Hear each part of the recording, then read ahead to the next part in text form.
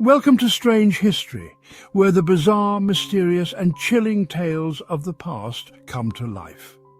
Today we're diving into a story that's both spine-tingling and steeped in tradition, the history of exorcisms. From ancient rituals to Hollywood blockbusters, exorcisms have captured our imagination and fear for centuries. So grab a comfy seat, dim the lights, and let's unravel the haunting truth behind these age-old rites. The Exorcist, one of cinema's most iconic horror masterpieces, is etched into popular culture as a tale of unrelenting terror. If you are not familiar, the film follows the plight of 12-year-old Regan, whose once innocent demeanor is twisted into malevolence as she succumbs to a horrifying possession by none other than Satan himself. The transformation is grotesque, innocence giving way to vile utterances, violent outbursts, and a sinister display of otherworldly strength. Regan becomes a conduit for dark, destructive forces, plunging her home into an abyss of chaos. Frightening? Undoubtedly. Fictional? Perhaps not as much as you'd hope. Father Walter Halloran, a Catholic priest with first-hand experience in the realm of exorcism, once remarked that much of what The Exorcist portrayed was sensationalized, though not because the concept of demonic possession was far-fetched. Rather, the film's narrative was a distorted echo of events he had personally witnessed. The unsettling inspiration behind The Exorcist wasn't born from an overactive imagination. It was rooted in a chilling series of occurrences that transpired in 1940s America. Our story begins in Cottage City, Maryland, where a boy, referred to by pseudonyms such as Roland Doe or Robbie Mannheim, was grappling with the devastating loss of his beloved Aunt Harriet.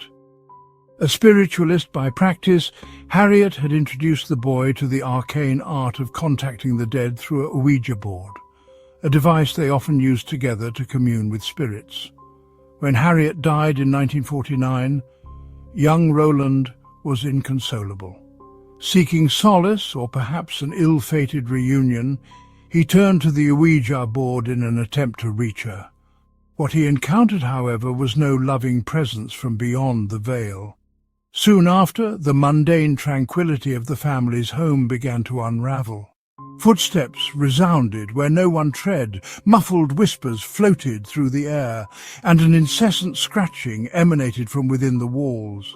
Furniture moved of its own volition, objects defied gravity, and water inexplicably seeped from pipes. Most unsettling of all, Roland's mattress bucked and swayed, as if possessed by a malevolent force. The boy himself was not immune to these strange phenomena. Once reserved and gentle, Roland's behavior turned erratic, violent even. Deep, bloody scratches appeared on his body, as if inflicted by unseen claws. His family, desperate and terrified, sought answers. Enter Reverend Luther Miles Schulz, a Lutheran pastor who documented the family's plight in a series of articles that later surfaced in American newspapers. Schulz described how Roland had been subjected to the scrutiny of doctors and psychiatrists, none of whom could decipher the sinister forces at play. Determined to uncover the truth, Schulz spent a night observing the boy. The experience left him shaken. He reported scratching sounds, vibrating furniture, and an eerie movement of blankets and objects. Convinced of a diabolical presence, Schulz urged the family to seek an exorcism, an act beyond the scope of his Protestant faith.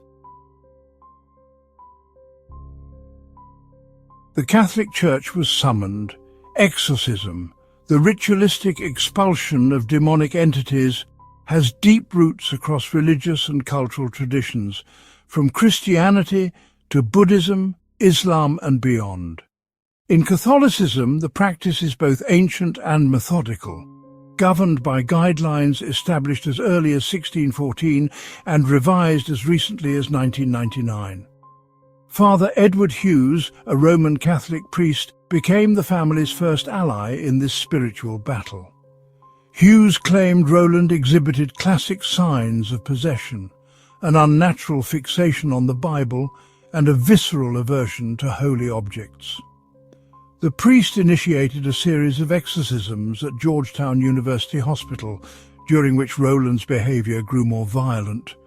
On one harrowing night, he broke free of his restraints, tore a bed spring from his mattress, and lashed out, severely wounding Father Hughes. The sessions ceased, but the torment continued.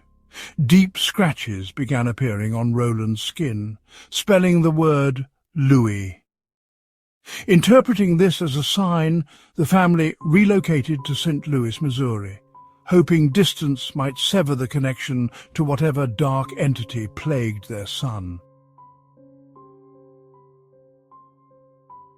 Yet St. Louis offered no sanctuary. Objects flew across rooms, Roland's voice turned guttural, and the boy's condition deteriorated. Two priests, Father Raymond Bishop and Father William Bowden, took up the mantle.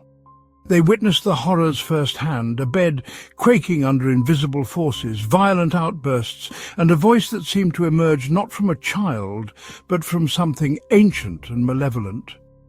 The church granted permission for an exorcism.